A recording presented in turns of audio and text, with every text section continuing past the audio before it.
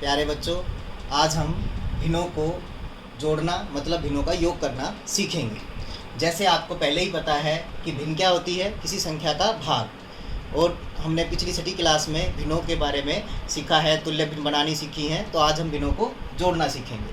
हमें पता है कि जब 2 और 3 को जोड़ते हैं तो बेटा क्या आता है उत्तर 5। बिल्कुल सरल सा आसान सा उत्तर है। हमें ये भी पता है कि हर संख्या का एक हर होता है। कौन सा होता है वो हर है 1। तो प्रत्येक संख्या का हर हम लिखते हैं 1। तो उत्तर जो हमारा 5 आया है उस 5 का भी हर है, क्या है 1। तो अब थोड़ा ध्यान से आप सोचेंगे तो आप सोचेंगे ये क्या हुआ, 2/1 जमा में 3/1 बराबर 5/1। हर समान है, हर समान है हम नहीं लिखते थे क्योंकि 1 होता है, हर एक संख्या का हर है 1। लेकिन अब उस हर को समझो कि 2 में 3 जोड़ने पर 5 प्राप्त हुआ, लेकिन हर नहीं जोड़े गए आपस में। हर समान था, वो अब भी वही है, 1 का 1 ही है। इसको अब आगे और समझे हम किसी और भिन्न के रूप में, कि जैसे एक भिन्न हमने लिखी 2/5 और इसमें जोड़ने के लिए दूसरी भिन्न ली 3/5। अगर इन दोनों भिन्नों को मैं जोड़ूं आपस में तो उसी तरह से आप सोचो कि इनका हर भी तो समान है। जैसे उनमें दोनों का हर समान था, 1 था, तो उत्तर में क्या आया था, सिर्फ अंश आपस में जोड़े गए थे और हर हमारा 1 वही रहा था जो था पहले, समान रहा। अब इसी तरह से 3 और 2 ये दोनों संख्याएं आपस में जुड़ जाएंगी, 2 और 3, और हर जो है 5 का 5 ही रहेगा। 5 और ये आपस में नहीं जोड़े जाएंगे, इस बात का ध्यान रखना है। हर दोनों में 5 है तो हमने 5 ही रखना है, इनको नहीं जोड़ना है। तो अब अंश को जोड़ने पर हमें 5 प्राप्त होगा और हर 5 का 5 ही रहेगा। और उत्तर हम ज्ञात कर सकते हैं, 5 के पहाड़े पे इन दोनों को काट के इसको सरलतम रूप में ला सकते हैं, उत्तर 1 प्राप्त कर सकते हैं। लेकिन थोड़ा सा हमें ध्यान रखना होगा कि सभी भिन्नों में हमें हर समान नहीं मिलेगा। यदि हर समान नहीं है तो क्या होगा, पहले हम थोड़ी सा अलग सा लेते हैं एक भिन्न को।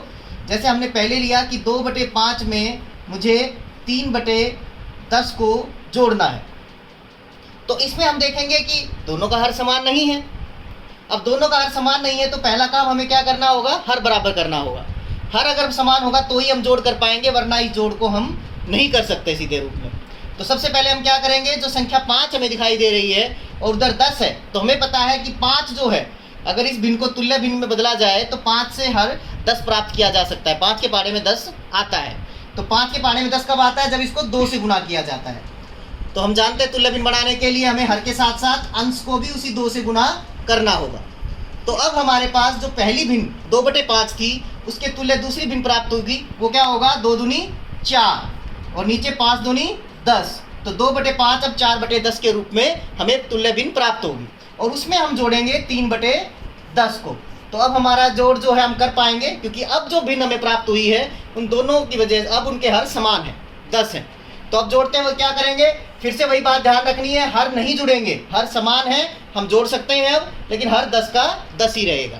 और जो अंश है उनको हम जोड़ेंगे सिर्फ आपस में, 4 जमा 3।